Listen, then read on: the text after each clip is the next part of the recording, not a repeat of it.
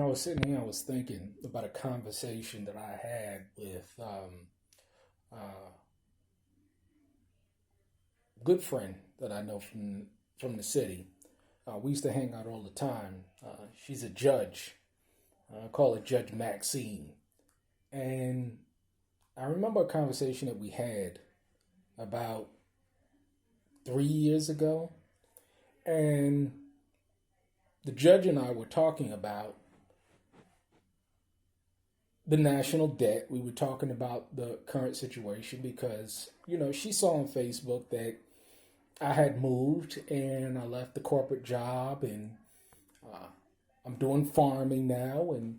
And we had a very frank and honest discussion about the collapse, the national debt.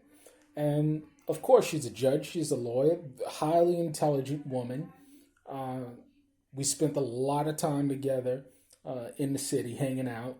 And we spoke about debt, we spoke about the collapse, and the responses that she gave shocked me. But in addition to that, uh, when I spoke about my perspective, which I'm turning out to be wrong, uh, she said, why not $30 trillion worth of debt? Why not $50 trillion worth of debt? I think at that time we was at about 10, $15 trillion worth of debt. And the conversation went, hey, this is my worldview. This is why I made the change that I had made. And she watches my content. She watches the videos. She watches the posts. Although she's a judge now, she has to be more careful about the things that she likes. She's really not on social media anymore. But when you go up in levels in society, it does that to you. You be careful about uh, the things that you watch and you post. You understand. But uh, we were talking about, the collapse and what's going on in society. And, she said, yeah, she's well aware of what's going on. And she told me what her plan was, how she would respond if there was like a societal collapse. And, for privacy's sake, we've heard these kind of responses before. A lot of people will say that they will, we're going to come to your house. A lot of people will say, there's a segment of people that'll say, they'll run for the hills. They'll go to a FEMA camp. Other people will say that they'll kill themselves. Uh, and it's interesting to hear the different responses, but, it was one of those common responses. And I understand, I get it. But on the national debt front, we were talking and she was like, why not 30 trillion? Why not 50 trillion? And I was like, hell no, there ain't no way that we're going to go $30 trillion into debt. There's no way that we're going to go $50 trillion into debt. Well, fast forward a couple of years later. We are now sitting at $30 trillion. And it's interesting. I got a call and I was like, hey, you're right. But come to think about it, we look at the debt expansion that has taken place in this country over the last 10 years. Who knew that the stock market would do nothing but go vertical? And they have to continue to print money in order to keep the system going.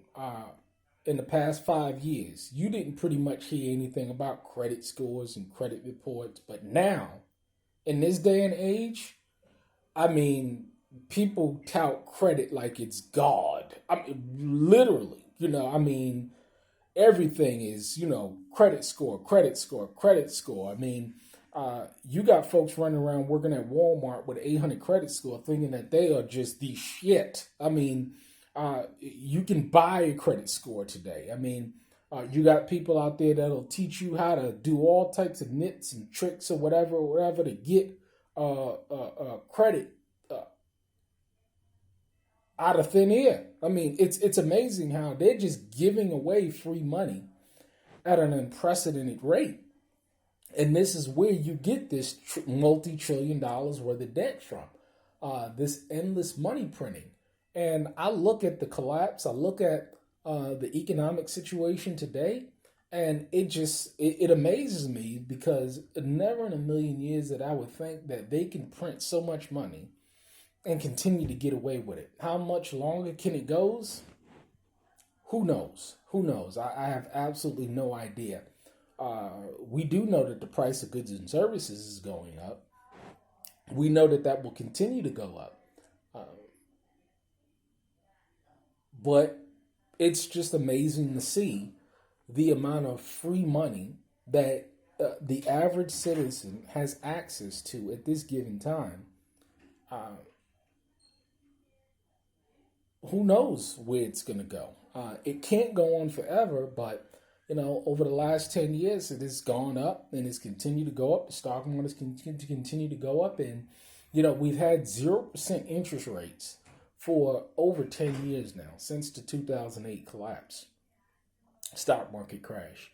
And anybody knows anything about debt, they can't increase the interest due to the simple fact that if you increase the interest, you can't pay the minimum payment on the national debt.